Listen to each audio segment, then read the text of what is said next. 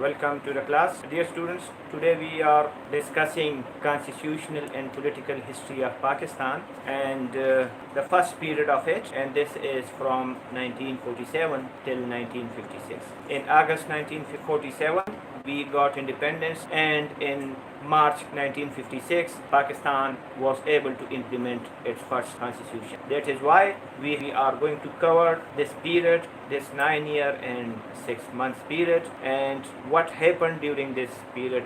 This is the focus of our today's class. Before going to learn the constitutional development in this era, we must know some basic facts about the government, that who ruled the country and who were the rulers, so we may know the names of the rulers and we may know the tenure of the rulers. This will help us in understanding or learning about the rulers.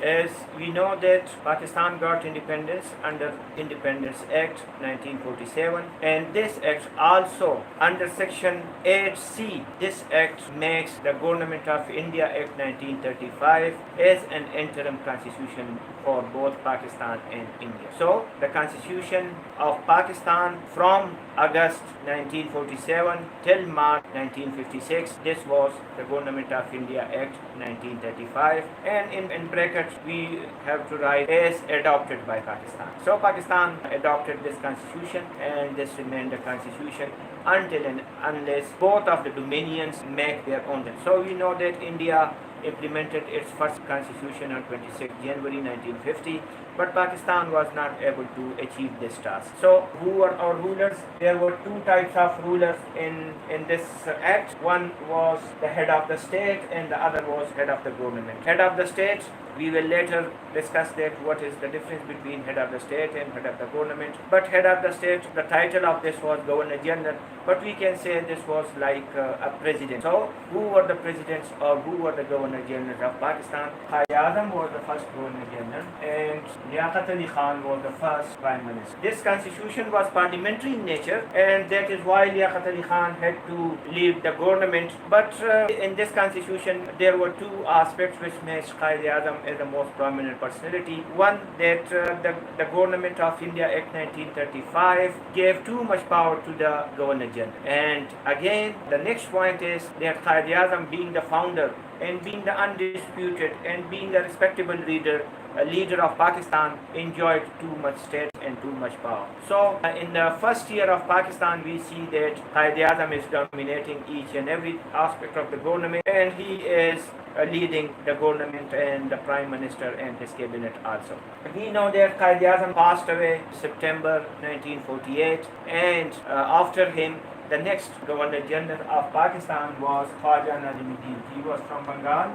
He was a politician and a landlord and an educated and soft-hearted man. After the death of Jinnah, we see that the government or the machine of Pakistan is overwhelmed by Prime Minister Liaquat Ali Khan. It shows that this is actually the personality which holds or which attracts the power.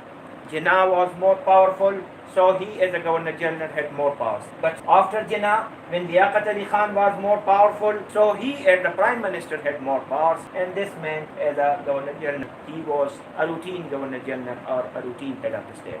We know that Liaquat Ali Khan was assassinated at Rawalpindi in October 1951, and his son had created a vacuum in the government, and this vacuum was filled by Khwaja Nazim. He became the Prime Minister. He decided to be the Prime Minister. Maybe that he was seeing that Liaquat Ali Khan being a Prime Minister had more powers, so he wanted to be a Prime Minister. Whatever the case is, he became the Prime Minister in October 1951, and he commended a man whose Malik Ghulam Muhammad.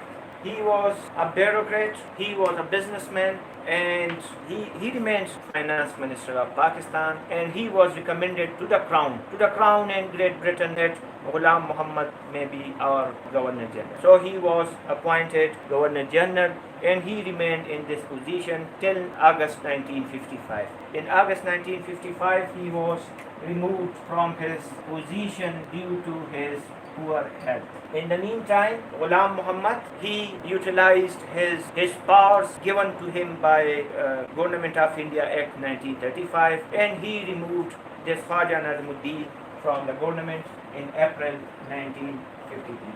There were various reasons of his removal, but here we are concerned only to the constitutional development. I mean, he and his cabinet were not able to draft a constitution for the country. So he was removed from the government by utilizing the powers given to the Governor General by Government of India Act 1935. Another Prime Minister was rather important. He was Muhammad Ali Bogra, an ambassador at Washington. He was imported to rule the country and to make a constitution for the country. So he remained our prime minister, and he was about to present a draft of the constitution in 1954, but in October 1954 he was removed from the government by this Ghulam Muhammad. Not only from the government, but all of the Constituent Assembly was dissolved. This led to a litigation, and the president of this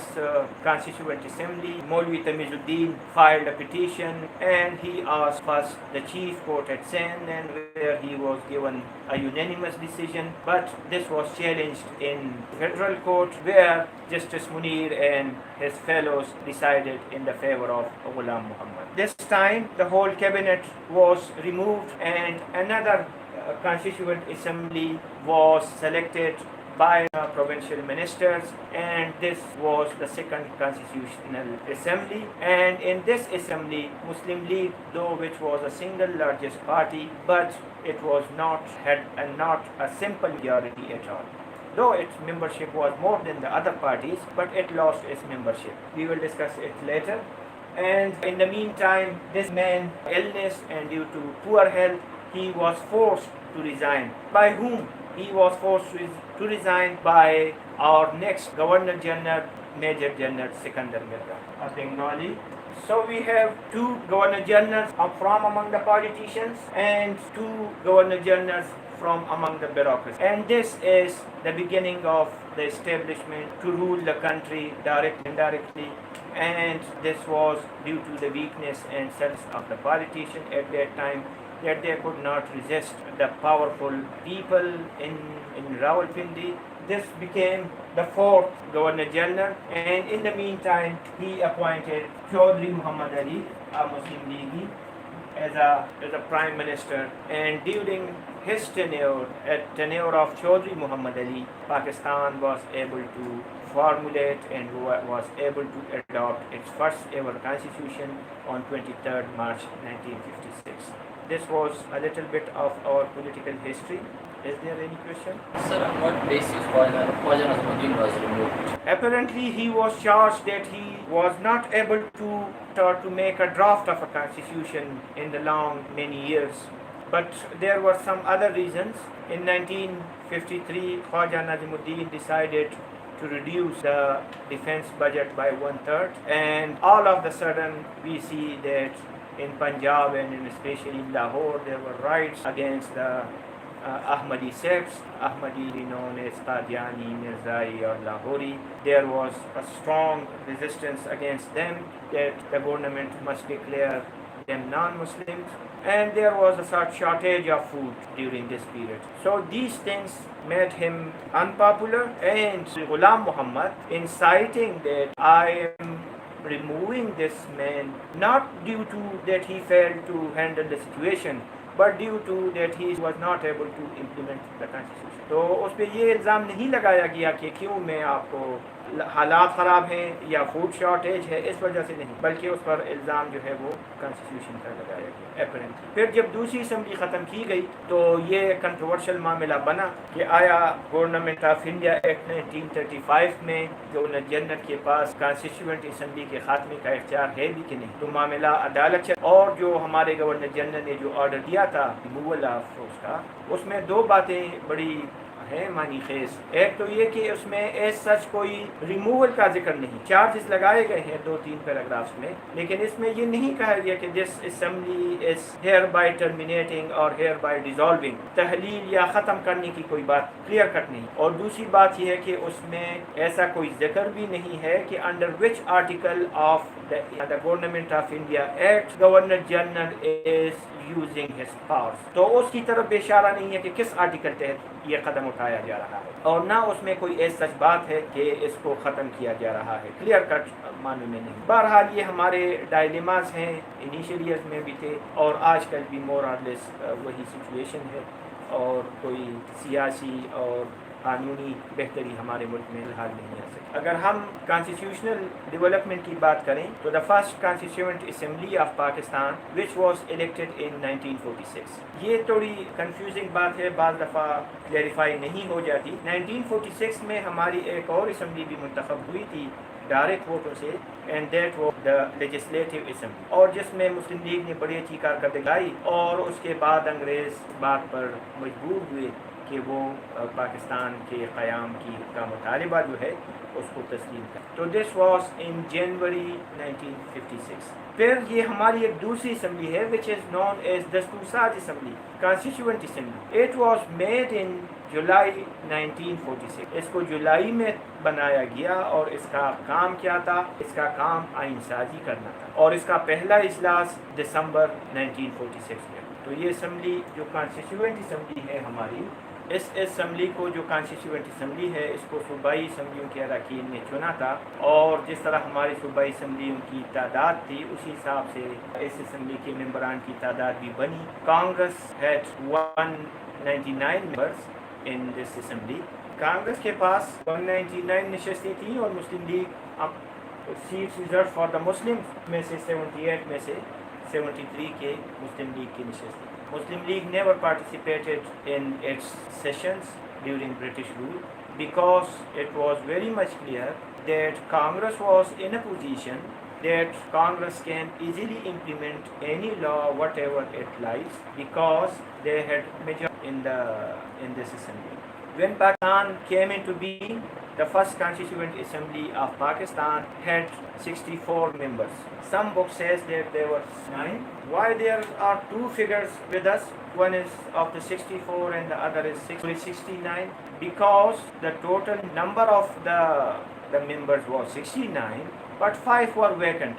Either they were not alive or either they did not join Pakistan, whatever the case was, but they never participated in it. So we had only 64 members. Later on, Jinnah added few members to it by giving representation to such areas like Fata, tribal areas, and like princely states which were in the Pakistan. So the number rose to 74, and according to, if we include these 5, so the number rose to 79. So we have two figures, 74 and 79. Most prominent of the members were Qaid-e-Azam Muhammad Ali Jinnah from West Pakistan and Liaqat Ali Khan from East Bengal. Jinnah was from West Bengal. He was accommodated because both of them were elected from Indian constituency, and Khan Abdul Ghaffar Khan from Khyber Pakhtunkhwa. At that time it was called NWP. The Federation of Pakistan was established under a constitutional order in 1947, and it had many units, like it had full provinces. The other province was Balochistan, the fourth province. It had capital territory of Karachi, and it had princely states like Khairpur, like Qalat, Lasbela, Makran, Swat, Dir, Chatral, and it had tribal area and it had provincial tribal area. But in 1947, when this order was made, Pakistan had only 5 provinces and capital territory. Because at this time, soon after their independence, these states at that time have not joined Pakistan. جب 47 میں order issue ہو رہا ہے تو ان ریاستوں کا چونکہ پاکستان کے ساتھ ابھی الحاق کا جو ڈاکومنٹیشن ہے وہ مکمل نہیں ہو چکا تھا، تو اس لیے اس کے تحت پاکستان 5 صوبے وفاقی علاقہ ہے. لیکن بعد میں یہ ریاستیں اور ٹرائبل ایریاز وغیرہ پاکستان کے ساتھ شامل ہوئے اور اس لحاظ سے پاکستان کے تمام یونٹس کی تعداد وہ 9 تک پہنچ جاتی ہے. کانسٹیٹیوشن میکنگ ڈیلے ہوا پاکستان میں and we have discuss these things in the previous lectures that this constituent assembly was not able to present a draft due to many reasons, and the reasons have been discussed in detail in the previous lecture. Here we are going towards the objectives resolution, because this assembly had to face many problems and had to answer many questions. Like there was question of geographical division. Pakistan was a unique kind of country. It had 2 wings, and 2 wings were separated from each other by 1,000 miles or 1,600 kilometers of the Indian territory. تو اس کے 2 خطے تھے, 2 حصے تھے. ایک تو یہ بات ہے. دوسری ڈبیٹ یہ تھی کہ فیڈرل سسٹم لگایا جائے یا یونٹری سسٹم لگایا جائے. تیسری جو ڈبیٹ تھی وہ یہ تھی کہ پروونسز کو کتنے اختیارات ملیں گے, سینٹر پاورفل ہوگا کہ پروونسز پاورفل ہوں گے. چوتھی ڈبیٹ یہ تھی کہ کانسٹیٹیوشن اسلامک ہوگا یا سیکولر ہوگا. اگر اسلامک ہوگا تو کس حد تک اسلامک ہوگا, اس میں کس قسم کے لاز بنائے جائیں گے. اور پھر جو نان مسلمز ہیں جن کو مائنارٹیز کہا جاتا ہے, ان کے جو الیکشنز کا طریقہ کار ہے, آیا وہ جوائنٹ الیکٹوریٹس ہوں گے یا سپریٹ الیکٹوریٹس ہوں گے. نیشنل لینگویج کون سی ہوگی. مغربی پاکستان کا اصرار تھا کہ صرف اردو ہوگی, ان کا کہنا تھا کہ نہیں بنگالی بھی ہوگی. تو ان جیسی باتوں نے ہماری آئین سازی کے کام کو پس پوش ڈالے رکھا. In the meantime Liaquat Ali Khan presented a resolution and which is called objective resolution. اس کا ایکچوئل نیم جو ہے that is aims and objectives of the constitution. لیاقت علی خان نے اس کو پریزنٹ کیا اسمبلی میں, اور اس کے جو ڈرافٹ کرنے والے تھے ہی واز مولانا شبیر احمد عثمانی. 7 مارچ 1949 کو یہ پریزنٹ ہوا, اور اس پر بڑی ڈبیٹ ہوئی, اور اس پر جو مخالف اراکین تھے انہوں نے اس میں کئی امینڈمنٹس یا ترمیم پیش کیے جو رائے شماری کی بنیاد پر ریجیکٹ ہوئے. اس کے میجر پوائنٹس کیا ہیں, لیکن اس پر اگر ہم نظر دوڑائیں تو ایک تو اس ریزولوشن کا اپنا ایک ابتدائیہ ہے, پریمبل ہے, اور یہ اب پاکستان کے کانسٹیٹیوشن کا بھی پریمبل ہے. تینوں کانسٹیٹیوشن کا پریمبل ہے, اس کا بھی ہے. تو اس کا اپنا پریمبل ہے یا ابتدائیہ ہے, لیکن یہ پاکستان کے کانسٹیٹیوشن کا پریمبل ہے. پھر اس میں یہ بھی ہے کہ اس میں کہیں بھی یہ نہیں لکھا, یا اس پر منظور ہوتے وقت بحث جو ہوئی 5-6 دن, اس میں کہیں بھی یہ نہیں کہا گیا کہ it would be a preamble of our constitution. اس میں یہ کہا گیا تھا کہ ہم آپس میں یہ ڈیسائیڈ کر دیتے ہیں کہ آور فیوچر کانسٹیٹیوشن کی نوعیت کیا ہوگی. اس میں یہ نہیں کیا کہ it would be a part of the constitution یا it would be the preamble of our constitution. اس کے جو پیش ہوا تو بہت زیادہ اعتراضات اس کے جو مذہبی نکات ہیں اس پر ہوئے, اور پاکستان کی اسمبلی میں اس وقت جو پاکستان نیشنل کانگریس کے اراکین تھے, جو انڈین نیشنل کانگریس کی پارٹی بنی پاکستان کا پورشن, خاص کر مشرقی بنگال میں, اس کے جو اراکین تھے وہ اپوزیشن پارٹی کے بھی تھے, اور بھی اپوزیشن لیڈرز تھے ایٹ دیٹ ٹائم.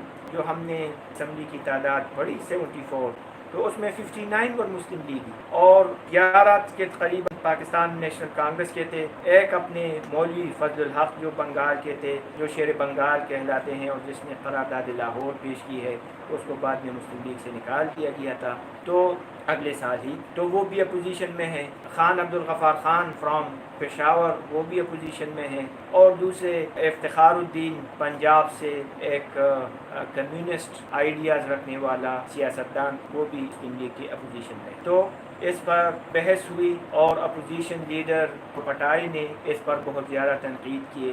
اس طرح کے بھی دتا نے اس پر بہت زیادہ ویلڈ تنقید کیے. اگر ہم ان کی اسے دیکھیں, ایک نے تو کہا, چڈو پڈائی نے تو کہا کہ mister prime minister, we were living in this country since کچھ ایسی باتیں تھیں کہ اس میں یہ کہا گیا تھا کہ قوانین کو قرآن و سنت کی روشنی میں فریم کیا جائے گا. اب انہوں نے یہ وضاحت کی کہ اس میں صرف قرآن و سنت کیوں ہے, اس میں دیگر مذاہب کا نام کیوں نہیں ہے.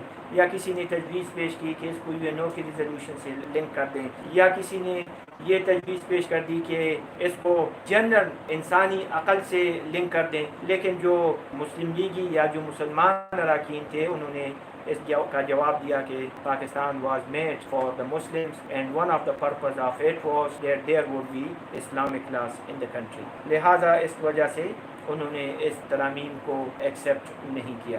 اس کے بعد جو کہا گیا تھا اس کے آبجیکٹیو ریزولوشن کی پریمبل میں کہ ساری کائنات پر اللہ تعالیٰ کی حکمرانی ہے، تو اس پہ بھی اپوزیشن لیڈرز نے احتجاج کیا اور انہوں نے کہا کہ you are mixing politics with religion.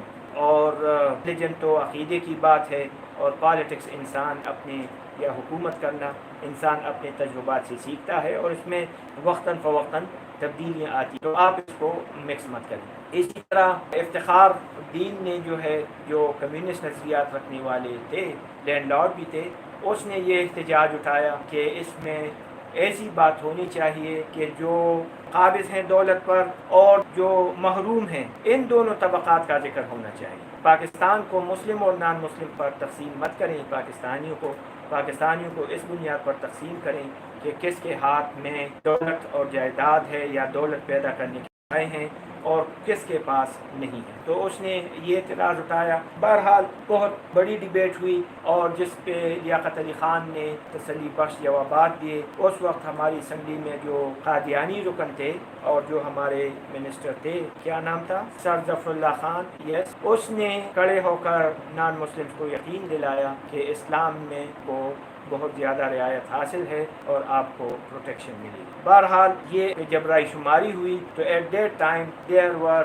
31 members in the assembly, 10 voted against it and 21 voted in the favor of it. پھر اور بات جو وہ یہ ہے کہ یہ اجلاس بلایا گیا تھا. this session was summoned to discuss the budget کو ڈسکس کرنے کے لیے بلایا گیا تھا کہ جس میں یہ ہوا یہ بل. اور اپوزیشن لیڈران نے کہا کہ ہمیں اپنے جو ساتھی ہیں بنگال میں ہمیں ان کے ساتھ ڈسکس کر لینے دیں اور ان دا مین ٹائم وہ بھی آ جائیں گے اجلاس میں شریک ہوں گے تو پھر اس پر رائے شماری کرتے ہیں. لیکن گورنمنٹ نے ان کی نہیں سنی اور رائے شماری ہوئی. تو جو قرارداد مقاصد ہماری اس آئینی تاریخ پر ایک بہت گہرا اثرات ڈالے رکھی ہے اور اس کی منظوری 21 ممبران نے دی ہے. بہت سے لوگ آج بھی یہ سمجھتے ہیں کہ پاکستان کے آئینی مسائل کی جڑ جو ہے شاید وہ قرارداد پاکستان ہے. بہرحال جو اس کو اچھا سمجھتے ہیں ان کے پاس اپنی رائے ہے اور اس کے پاس اپنی تجاویز ہیں، جو اس پہ اعتراض اٹھاتے ہیں ان کے پاس اپنی ہے. اس پر بات چیت ہونی چاہیے اور اگر کہیں اس میں امینڈمنٹ کی ضرورت پیش آئی تو اس پہ امینڈمنٹ ہو سکتی ہے، کیونکہ یہ تو آج کل پاکستان کے آئین کا حصہ بھی ہے سنس 1985. اور چونکہ article 238 and 239 of the constitution of Pakistan یہ ہمیں بتاتا ہے کہ کانسٹیٹیوشن میں امینڈمنٹ ہو سکتی ہے اور اس کا طریقہ کار بتایا گیا ہے. تو اگر دوسرے آرٹیکلز میں امینڈمنٹ ہو سکتی ہے تو this is a part of the constitution.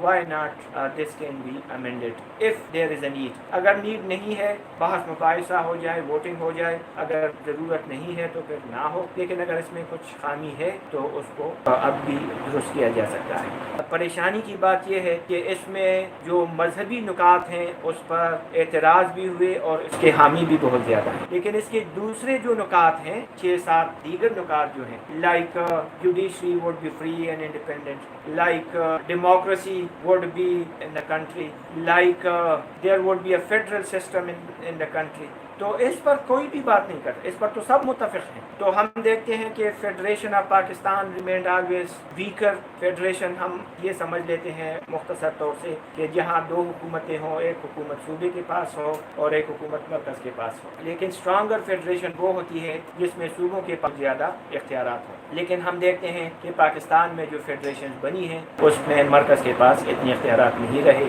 خاص کر جو پہلے فیڈریشنز ہیں. پھر ہم یہ بھی دیکھتے ہیں عدلیہ کی صورتحال ہم سب کے سامنے ہے. پھر جمہوریت کی صورتحال ہم سب کے سامنے ہے. یہ تو پاکستان میں تو کائنڈ آف اولیگارکی ہے، چند خاندان ہیں یا کچھ چند قسم کے گروپس ہیں جو ہر حکومت کا حصہ بن جاتے ہیں اور کبھی اپوزیشن میں رہتے ہیں لیکن اگلی بار پھر حکومت حاصل کر لیتے ہیں. ڈیموکریسی ان اے سینس ہمارے حکومت میں بھی نہیں ہے، کلچر میں بھی نہیں ہے، سوسائٹی میں بھی نہیں ہے اور ہر جگہ پہ centralization of authority and centralization of power کی ہے.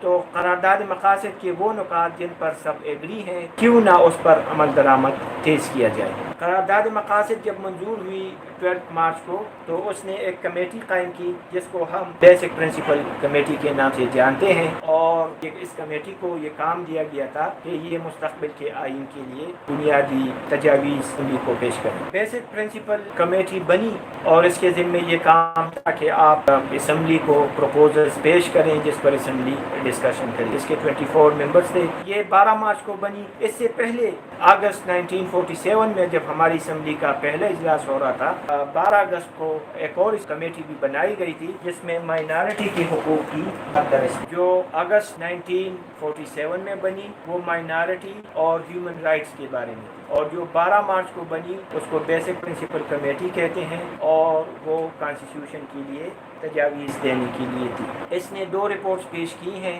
One in 1950 and the other is in 1952۔ 1950 والی کو عموماً انٹرم رپورٹ کہتے ہیں کیونکہ اس نے اور کمیٹیاں بھی تشکیل دی تھیں، تو بعض کمیٹیوں نے اپنا کام مکمل نہیں کیا تھا۔ بہرحال انہوں نے ایک رپورٹ پیش کی اور وہ رپورٹ پسند بھی نہیں ہوئی، خاص کر مشرقی پاکستان کو، جس کو اس وقت مشرقی بنگال کہا کرتے تھے۔ مشرقی بنگال والوں نے پسند بھی نہیں کی اور اس میں بہت سی خامیاں بھی ہمیں نظر آتی۔ بہرحال اگر ہم 1950 کی رپورٹ پہ نظر دوڑائیں، یہ ہمارا پارلیمنٹ ہے اس کے رپورٹ کے مطابق، اور بائی کیمرل ہے۔ اس کے 2 حصے ہیں، this is the upper house, house of unit, اور یہ جو ہے ہاؤس آف پیپل ہے، اور اس کے جو دونوں حصوں میں نشستیں اس نے تقسیم کی ہیں۔ ان کے اراکین کی تعداد اس نے 100 رکھی ہے، 100 اور اس 400، دونوں کو ایکولی ڈسٹریبیوٹ کیا ہے دونوں ونگز میں۔ اس طرح دونوں ونگز کو پیرٹی کی بنیاد پر ملی ہیں نشستیں اسمبلی میں، اور پھر یہ بات بھی ہے کہ اس کی مدت 5 سال تھی اسمبلی کی، اور اس کو دونوں کو ایکول رائٹس یا ایکول پاورز دیے گئے تھے۔ اس کی کیونکہ پاورز ایکول ہیں تو بڑی عجیب بات اس کی یہ تھی کہ cabinet and prime minister were supposed to be responsible to both the houses۔ ہم دیکھتے ہیں کہ عموماً پرائم منسٹر یہ لوور ہاؤس کو رسپانسبل ہوتا ہے، لیکن اس نے پرائم منسٹر کو دونوں ہاؤسز کو رسپانسبل کرایا اور دونوں کے اختیارات بھی سیم ہیں۔ اس میں بہت انیڈیکویٹ ہے اور کوئی خوبصورت یا کوئی بہترین رپورٹ نہیں ہے۔ بنگال والوں نے اس پر اعتراض اٹھایا کہ ہماری پاپولیشن زیادہ ہے اور ہمارے نشستیں ہیں وہ مغربی پاکستان کے برابر ہیں۔ انہوں نے اس کو تسلیم نہیں کیا۔ اس وقت لیاقت Ali Khan he was alive, تو وہ سینسیبل آدمی تھے اور انہوں نے اس رپورٹ کو ایکسیپٹ نہیں کیا، اور کمیٹی کو کہا گیا کہ آپ اپنا فائنل رپورٹ پیش کریں۔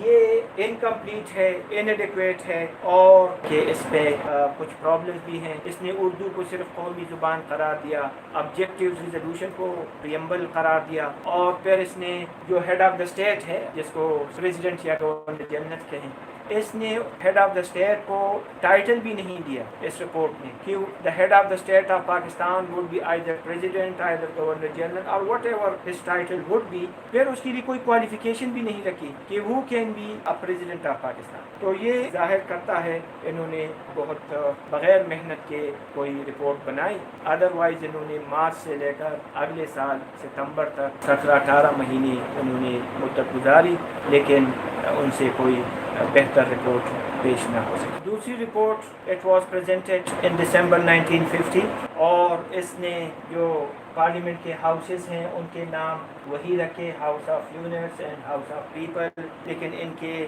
نشستوں کی تعداد وہ تقسیم کر کے رکھی، اور اس کی جو 120 ہاؤس آف یونٹس کی تعداد ہے اور ہاؤس آف پیپل کی تعداد جو ہے وہ 400۔ اس کا جو الیکشن کا طریقہ کار ہے، it was under single transferable vote, اور یہ direct election. Single transferable vote سے یہ مراد ہے کہ بیلٹ پہ نمبرنگ ہوتی ہے اور ووٹر جو ہیں وہ جا کے اپنے پسندیدہ کینڈیڈیٹ کو نمبر لکھتے ہیں۔ مثال کے طور سے 4 کینڈیڈیٹس کا مقابلہ ہے تو ووٹر جا کے ہر ایک کے سامنے 1 2 3 4 تحریر کر دیتا ہے۔ اس سے ایک سسٹم ہے، اس کے اپنے فائدے ہیں۔ ایک تو بہت سے لوگ، بہت سی چھوٹی پارٹیوں کو بھی اپنے نمائندے اسمبلی تک پہنچانے کا موقع مل جاتا ہے۔ تو اس کمیٹی نے جو بیسک پرنسپل کمیٹی ہے، اس نے اس کے لیے سنگل ٹرانسفریبل ووٹنگ کا وہ رکھا، اور اس کے لیے جو ہے وہ ڈائریکٹ ووٹ کا رکھا۔ ویسٹ پاکستان کے اپنے یونٹس کی تعداد 9 ہے. ویسٹ پاکستان میں 4 صوبے ہیں. خیرپور کی ریاست ہے, بہاولپور کی ریاست ہے, اور بلوچستان کی ریاستیں ہیں, اور خیبر پختونخوا کا صوبائی اور وفاقی قبائلی علاقہ جات ہیں, اور آگے جا کے کراچی کا ٹیریٹری ہے. تو یہ کل 9 یونٹس بنتے ہیں. تو ان 9 یونٹوں میں آگے جا کے فردر ریشو کے حساب سے یہ نشستیں تقسیم ہوئی, اور پنجاب کی آبادی چونکہ مغربی پاکستان میں زیادہ تھی تو پنجاب کی نشستیں زیادہ ہیں, اور باقی صوبوں یا یونٹس کی نشستیں آبادی کے حساب سے کم ہوتی جاتی ہے. اس میں یہ کہا گیا تھا کہ house of people would be more powerful than this house of the unit, یعنی کہ جو لوور ہاؤس ہے جس طرح ہوتا ہے پارلیمانی نظام میں عموماً, تو اس حساب سے اس کو زیادہ تھا اور اس کو کم اختیارات دیے گئے. اس پر پنجاب نے بڑے اعتراضات اٹھائے. پنجاب کے جو پالیٹیشینز ہیں اور پنجاب کی جو میڈیا ہے, نوائے وقت اس وقت کا نامی گرامی اخبار تھا, اس نے اس پر اعتراضات کیے کہ ہمارے اتنے زیادہ یونٹس ہیں اور مغربی پاکستان اس میں سے 60 نشستیں نہیں ہونی چاہیے, زیادہ ہونی چاہیے. نوائے وقت اور پنجاب نے اعتراض اٹھایا. ہماری صوبے میں جو حکومت تھی انہوں نے پشاور میں اجلاس منعقد کیا, اور NWFP نے اس رپورٹ کو لائک کیا اور اس کو ایکسیپٹ کیا. لیکن پنجاب نے جب آواز اٹھائی تو اس رپورٹ کو بھی منظوری نہیں مل سکی, اور یہ رپورٹ بھی ریجیکٹ ہوا. جب یہ رپورٹ ریجیکٹ ہوا, ایک اخبار نے بیسک پرنسپل کمیٹی کو, جس کو BPC بولا کرتے تھے, تو اس نے کہہ دیا کہ BPC is not a basic principle committee, rather it is Bengali Punjabi crisis. تو اس کمیٹی نے 2 رپورٹ پیش کیے. پہلی رپورٹ کو بنگال نے ایکسیپٹ نہیں کیا, اور دوسری رپورٹ کو پنجاب کے پالیٹیشین نے ایکسیپٹ نہیں کیا, کیونکہ ہم نے اس میں پڑھ بھی لیا گورنمنٹس میں کہ 1953 میں حکومتیں تبدیل ہوئی اور خواجہ ناظم الدین کی حکومت بنی, اور آگے جا کے ہماری ایک اور حکومت آ جاتی ہے جس کو محمد علی بوگرا لیڈ کر رہے ہیں. Sometimes it is called Bogra formula, but in some it has been written only as Muhammad Ali formula. یہ آدمی جب آیا محمد علی فرام امریکہ, تو اس کے ذمہ ایک کام تھا کہ کانسٹیٹیوشن بنائے, اور پرانے رپورٹس کی روشنی میں اس نے اپنی ایک رپورٹ پیش کی, اور اس رپورٹ کو انالائز کرتے ہوئے انسان یہ سمجھتا ہے کہ یہ کسی سوچ سمجھ بوجھ والے انسان نے رپورٹ بنائی ہے, اور تھوڑی ٹیکنیکلٹیز میں جا کے اس نے ملک کے جو دونوں ونگز ہیں اس کو خوش کرنے کی کوشش بھی کی ہے, یا ان کو جسٹیفائی کرنے کی کوشش. اس کی جو اسمبلی کی نشستیں ہیں, اس کی جو نشستیں ہیں اپر ہاؤس یعنی کہ ہاؤس آف یونٹس کو اس نے 50 نشستیں دی. 10 نشستیں اس نے بنگال کے لیے ہیں, اور 40 نشستیں اس کو مغربی پاکستان کے جو 4 یونٹس ہیں, 5 یونٹس ہیں, اس کے لیے 40. مغربی پاکستان کے پہلے یونٹس 9 تھے, لیکن اس فارمولے نے ان 9 میں سے بعض ایک کو اکٹھا کیا, کلب کیا, اور کل اس نے اس سے 5 یونٹس بنائے. مثال کے طور سے NWFP کے ساتھ صوبائی اور وفاقی قبائلی علاقے جو ہیں وہ بھی شامل کر کے اس سے 1 یونٹ بنایا گیا. اسی طرح خیرپور کو سندھ کا حصہ بنایا گیا, بہاولپور کو وفاقی دارالحکومت کا حصہ بنایا گیا, اور جو بلوچستان کے جو اسٹیٹس ہیں ان کو بھی شامل کرایا گیا. تو اس طرح کل یونٹ جو بنی وہ مغربی پاکستان میں جو پہلے 9 تھے اب وہ 5 یونٹ بنے, اور ان 5 یونٹ کو علیحدہ علیحدہ یہ 40 نشستیں ان پر ڈیوائڈ کی گئی. لوور ہاؤس میں کل 300 نشستیں ہیں, لیکن اس میں مشرقی پاکستان کی چونکہ آبادی زیادہ ہے تو ان کو 165 نشستیں دی گئی ہیں, اور ان کو 135, اور یہ 135 فردر مختلف یونٹس پر ڈیوائیڈڈ ہیں آبادی کے حساب سے. مشرقی پاکستان کی نشستیں کتنی ہوئی؟ 165 + 10 یہ 175 ہوئی. اسی طرح مغربی پاکستان یہ 135 + 40 تو یہ بھی 175. تو دونوں کی نشستیں برابر ہو گئی, اور جو پرانی باتیں جو تھی آپس میں چپقلش والی اس کو ختم کرنے کی کوشش کی. پھر اس نے ایک اور بات کی کہ کسی قانون کو منظور کرنے کے لیے عموماً 50% پلس ووٹس کی ضرورت ہوتی ہے, لیکن اس نے یہ کہہ دیا کہ not only 50% plus votes would be required required for the legislation, بلکہ ہر یونٹ سے کم از کم 30% اس کے حق میں ہونی چاہیے۔ اگر ایک قانون بنتا ہے سپوز اور اس کے حق میں 60% ووٹ آتے ہیں، لیکن ان 60% میں سے 50% تو مغربی پاکستان کے ہیں اور مشرقی پاکستان سے 10%، تو پھر ایسا قانون نہیں بنے گا جب تک کہ مشرقی پاکستان سے بھی کم از کم 30% ووٹس اس کے پاس نہ۔ تو اس سے تو پتہ چل جاتا ہے کہ قانون سازی کے لیے جو کم از کم ریکوائرمنٹ تھی وہ 60% ہوگی، کیونکہ قانون تبھی بنے گا جب 30% آف آئدر ہاؤس اس کو فیور کرے گا۔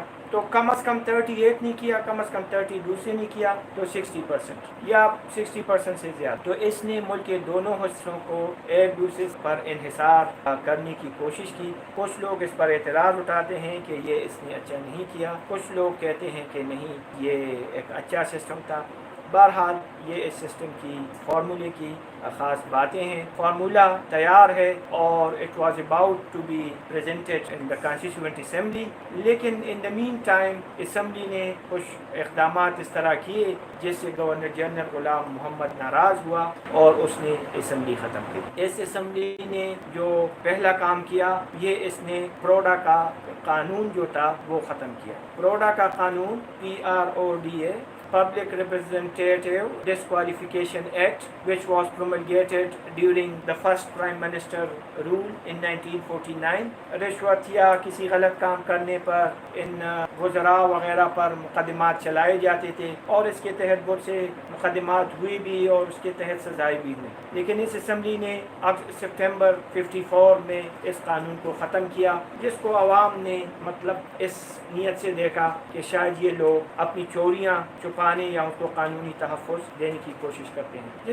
جس طرح آج کل ہمارے اس میں نیب کے قوانین میں تبدیلی کر دی گئی، یا آج ایک قانون کی باتیں ہو رہی ہیں کہ پاکستان کے اثاثے فروخت ہوں گے اور اس کی کسی کو چیلنج بھی نہیں کیا جا سکے گا، تو یہ جیسے قوانین اس اسمبلی نے بھی پاس کیا، اچھی نیت سے کیا یا بری نیت سے کیا، بہرحال عوام نے اس کو پذیرائی نہیں دی۔ دوسری بات اس نے یہ کی کہ انہوں نے اپنے جو آئین تھا اس وقت ہمارا، جو گورنمنٹ آف انڈیا ایکٹ 35 کے نام سے جانا جاتا تھا ایز اڈاپٹیڈ ان پاکستان، اس کے آرٹیکل 10، 10A وغیرہ کو اس نے امینڈ کرنے کی کوشش کی۔ آرٹیکل 10 اور 10A آگے پیچھے دیگر آرٹیکلز میں گورنر جنرل کے پاس حکومت کے خاتمے کے اختیارات تھے، تو انہوں نے خواجہ ناظم الدین کا واقعہ جو دیکھا جب اس کی حکومت کو برخاست کیا گیا، تو انہوں نے سوچا کہ اس سے پہلے کہ گورنر جنرل کوئی اور اسمبلی برخاست کرے لہذا اس سے یہ حق لے لیا جائے، لیکن گورنر جنرل ان سے وار کرنے میں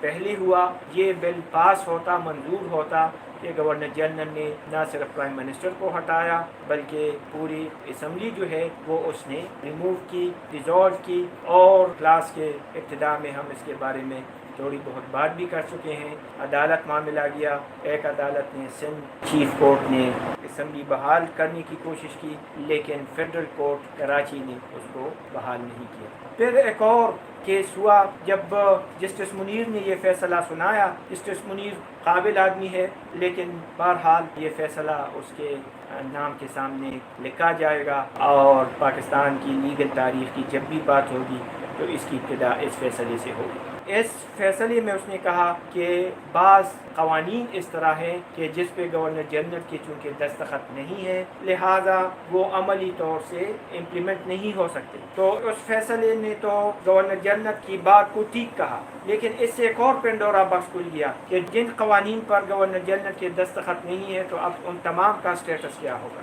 ایک اور کیس عدالت میں چلا گیا اور جسٹس منیر نے اس کا فیصلہ سنایا۔ وہ فیصلہ بہت اعلیٰ قسم کا فیصلہ ہے ماہرین کی نظر میں اور بہترین فیصلہ ہے۔ اس فیصلے میں انہوں نے گورنر جنرل کو کچھ ہدایات بھی دی ہیں، اور ان ہدایات کی روشنی میں گورنر جنرل کے اختیارات تھوڑے فریم ہوئے، اور جو آگے اسمبلی بنی تو اسی وجہ سے اس اسمبلی نے بہت جلدی آئین بھی بنا ڈالا۔ گورنر جنرل نے جب پہلی اسمبلی توڑی تو اس نے اپنی ایک اسمبلی بنانے کی کوشش کی جس کو اس نے کانسٹیٹیوئنٹ کنونشن کا نام دیا، اور جب عدالت نے فیصلہ سنایا تو عدالت نے کہا کہ no you will have to name this assembly as constituent assembly, اور نام آپ نہیں دے سکتے۔ پھر گورنر جنرل کا یہ خیال تھا کہ میں اس میں اپنے نامزد کردہ اراکین بھی لگاؤں گا جس طرح جناح صاحب اس سے پہلے لگا چکے تھے، تو عدالت نے اس کو بتایا کہ آپ کے پاس اپنے نامزد کردہ لوگوں کا کرنے کا اختیار نہیں۔ بہرحال اس نے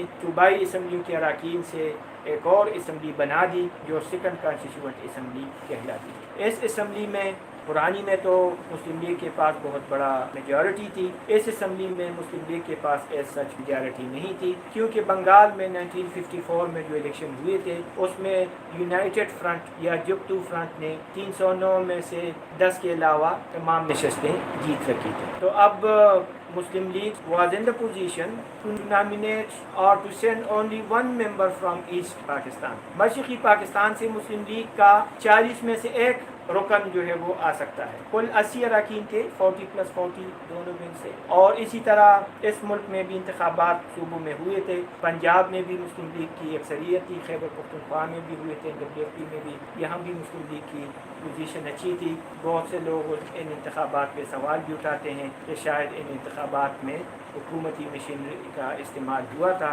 اور حکومت نے اپنے حق میں جو ووٹس ہیں یا جو ریزلٹس ہیں اپنے حق میں لے جانے کی کوشش کی، لیکن مشرقی پاکستان سے ان کے ممبران کی تعداد کم تھی۔ جو نئی اسمبلی بنی اس میں جبتو فرنٹ کے 16 اراکین تھے اور مسلم لیگ کے 25 تھے۔ بہرحال تب بھی یہ لارجسٹ پارٹی تھی، لیکن وہ والی بات نہیں رہی، اوورآل میجارٹی والی بات نہیں رہی۔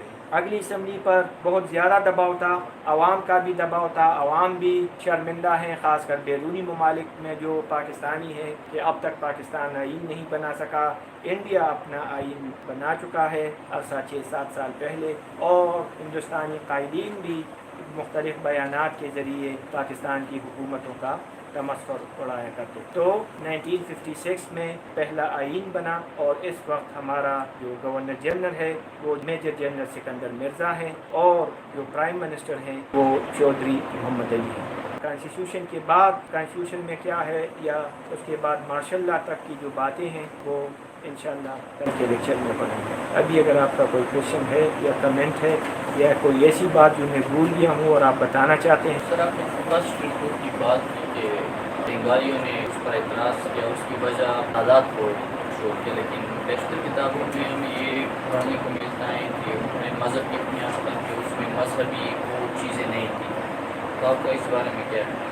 مذہب پہ جو ڈبیٹ تھا وہ آبجیکٹیو ریزولوشن میں ہو چکا ہے، ان کا جو اعتراضات تھے، اور ان کے اعتراضات اس لیے تھے کہ جو ہمارے مائنارٹی کے جو ممبرز تھے وہ سارے مشرقی پاکستان سے، تو اب اگر ایک Hindu member of the constituent assembly اعتراض اٹھاتا ہے as a member of from minority, لیکن وہ بنگال کا بھی اعتراض ہے، یا ہم اس کو اس نظر سے دیکھ سکتے ہیں کہ یہ ایک مائنارٹی کا اعتراض ہے، تو اس کو دونوں سے دیکھا جا سکتا ہے۔ اور آبجیکٹیو ریزولوشن کا جو ایک نقصان اس وقت سامنے آیا وہ یہ تھا کہ اس نے پاکستانیوں کو بہت جلد مسلم اور نان مسلم کی بنیاد پر تقسیم کر دیا۔ سون آفٹر انڈیپینڈنس جو نان مسلم تھے انہوں نے انفیریارٹی اس میں فیل کیا، اور ہم جانتے ہیں کہ ہمارا first prime minister including many people they again migrated to India, وہ انڈیا چلے گئے۔ بہت سی لیڈران سیاسی وغیرہ لیڈران بھی جو ہیں وہ بھی انڈیا واپس چلے گئے، شاید وہ خوفزدہ ہو گئے ان حالات سے۔ تو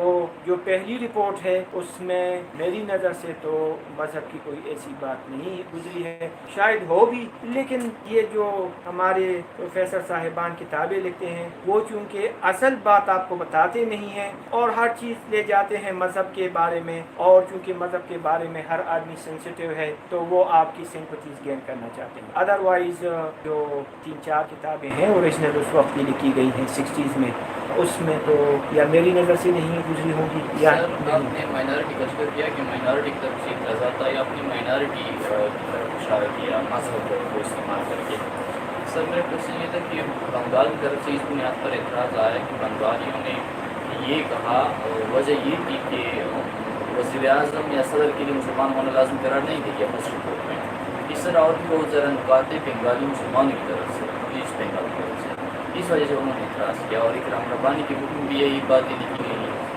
اس طرح میں نے جو 3 کتابیں اور بھی پڑھی اس میں بھی یہ بات ذکر ہے۔ تو یہ بات یار اکرام رب وہ اگر ایک آدمی ایف اے کر رہا ہے یا بی اے کر رہا ہے دیٹ از گڈ، اور اس سے اباؤ پھر کورس نہیں کرنی چاہیے ایم اے لیول پر یا ایم فل لیول پر، اور وہ بھی اسی لیول کی بک ہے جس سے میں آپ کو چاہتا ہوں کہ آپ کو وہ کتابیں نہ پڑھیں تو بہتر ہے، کیونکہ یہ آدھا سچ بتانے کے ماہر ہیں، اور آدھا سچ تو جھوٹ سے خطرناک ہے۔ جھوٹ پر تو آپ پکڑ کر لیں گے کہ بھئی دس تھنگ از رانگ، لیکن جب وہ آپ کو آدھا سچ بتاتے ہیں تو آپ کو یا ریڈر کو وہ دھوکہ دینے کی کوشش کرتے ہیں۔ میرے خیال میں دیکھیں یہ ساری باتیں جو ہیں یہ اکنامک سے ریلیٹڈ ہیں، سارے خسارے اکنامک ہیں۔ یہ جو اپنے مشرقی بنگال والوں نے 1950 میں ہی احتجاج شروع کیا جب پہلی رپورٹ آئی، تو انہوں نے کیا پیش کیا؟ انہوں نے یہ تجویز پیش کی کہ only 3 subjects ہیں that may remain with the center like defense and foreign relations etc. باقی ساری چیزیں صوبوں کو ملنی چاہیے، اور جھوٹ جو ہے پٹسن اس کا ایکسپورٹ یا اس کے ٹریڈ پہ ہمارا مرکز سے رابطہ نہ ہو، اس کے لیے پرمیشن یا اس کے جو ٹریڈ مونوپلی ہے وہ مرکز کی نہ ہو۔ یہ سارے فائنینشیل ایشوز ہیں، باقی باتیں بعد میں آ جاتی ہیں کہ اس پر اعتراض ہوا، اس پر اعتراض ہوا۔ ان کو یہ خوف تھا کہ آگے بنگال کی اس میں ہم پڑھیں گے کہ مغربی پاکستان میں ترقی تیز ہو رہی ہے، مشرقی پاکستان میں کم، اور ان کو یہ خدشہ تھا کہ ہمارا پٹسن فروخت کر کے یہ لوگ اپنی اکانومی درست کر رہے ہیں۔ ساری باتیں اکانومی کی ہیں، قومی لحاظ پر تو 100% ہیں، انفرادی طور پر بھی 99% لوگ جو ہیں وہ اکانومی کو ہی ترجیح دیتے ہیں۔ 1% لوگ اس طرح ہوں گے جن کے کوئی اور پرائیورٹیز ہوں گی ادر دین اکانومی، لیکن زیادہ تر لوگ اکانومی کو ہی ترجیح۔ اور یہ کوئی ایسی بری بات نہیں ہے، انسان has to live, he had to earn and he has to eat، اور اس نے ترقی کرنی ہے، اس قوم نے ترقی کرنی ہے، تو economy is very much important. لیکن یہ کتابیں دیگر چیزوں کو سپورٹ کرتی ہیں ادھر ادھر سے، دس از ناٹ گڈ۔ سر آپ نے آبجیکٹو ریزولوشن کا ذکر کیا کہ اس میں کئی بھی اس میں جب پاس کیا جا رہا تو کئی بھی یہ ذکر نہیں تھا کہ یہ اس کو کانسٹیٹیوشن کا حصہ بنایا جائے گا وغیرہ وغیرہ، لیکن سر جس طرح ابھی آپ دیکھا کتابوں کے حوالے سے ابھی تک ہمیں یہ صرف یہ پڑھائی گئے ہیں کہ یہ اس کی بنیاد پر آپ کا جو کانسٹیٹیوشن ہوگا یہ کانسٹیٹیوشن کا پارٹ ہوگا، اس کو پریمبر بنایا گیا، تو اس کو یہ نیم آبجیکٹو ریزولوشن کیوں دیا گیا؟ دیکھیں ایک بات، اس کو آبجیکٹیوز پڑھیں، ایس لگا کے پڑھیں۔ This objectives resolution this was in fashion in many countries, اور جب یہ آبجیکٹیوز ریزولوشن پیش ہوا تو جو مخالفین تھے انہوں نے اس پر اعتراض کیا کہ Pakistan does not need any objectives resolution. Objectives resolution تب ان کے خیال میں کسی ملک کو پیش آتی ہے کہ جب کوئی بڑا سانحہ ہوا، کوئی جنگ لڑی گئی اور اس کے بعد ملک دوبارہ بنانا ہوا تو وہ آبجیکٹیوز ریزولوشن پیش کرتے ہیں۔ انڈیا نے آبجیکٹیو ریزولوشن پیش کیا نہرو نے 1946 میں، لیکن اس وقت تو انگریزوں کی حکومت تھی اور اس نے آبجیکٹیو ریزولوشن پیش کی۔ تو جب یہاں پاکستان میں پیش ہوا تو انہوں نے اعتراض کیا کہ پاکستان کو آبجیکٹیو ریزولوشن کی ضرورت نہیں ہے۔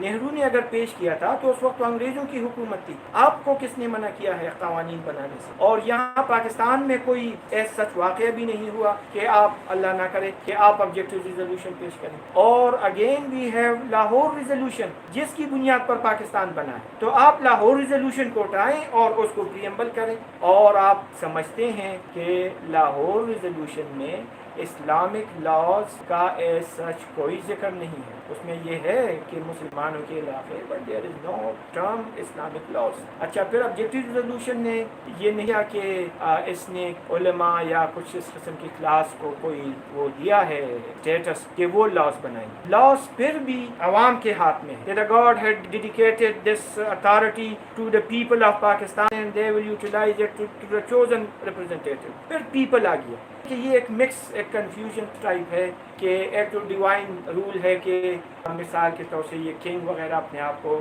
خدا کا نمائندہ سمجھتے تھے، اور سمجھتے تھے یا نہیں بلکہ لوگوں کو کہلواتے تھے کہ ہم خدا کی طرف سے چوزن ہیں۔ تو اس نے تو نا ڈیوائن رول کا وہ پیش کیا کیونکہ چوزن پیپل آ گیا، chosen representative and then through people. تو یہ مغربی ڈیموکریسی اور کوئی اسلامی نظام کی ایک مکس اپ کی کوشش کی گئی ہے، اور جس کی کلیئرٹی ابھی تک نہیں آئی ہے، اور اسلامک لاز بھی ابھی تک فریم نہیں ہو سکے ہیں۔ پاکستان کے کانسٹیٹیوشن کو ہم پڑھیں گے، اس میں لکھا ہے کہ قرآن اینڈ سنہ، حدیث یا صحابہ کی باتیں، they are not included in اور کانسٹیٹیوشن اینڈ لاس. تو اب قرآن میں تو کل 3 آیتیں ہیں حکومتوں کے بارے میں. اب باقی وضاحتیں تو لوگوں نے کی ہیں, تو یہاں بھی اس کی وضاحت اگر ہوگی تو that would do the parliament, not some people. جس طرح ایران میں کچھ انتظام ہے وہاں کا, کچھ اس قسم کی کوئی کلاس نہیں ہوگی جو اوپر بیٹھ کے قوانین بنائیں گے, بلکہ عوام بنائیں گے. اور عوام کس طرح بنائیں گے؟ Through chosen person. اگلی کلاس میں ہم 56 کا کانسٹیٹیوشن اور ایوب خان کی مارشل لا پڑھیں گے. تب تک کے لیے اجازت دیجیے گا. خدا حافظ.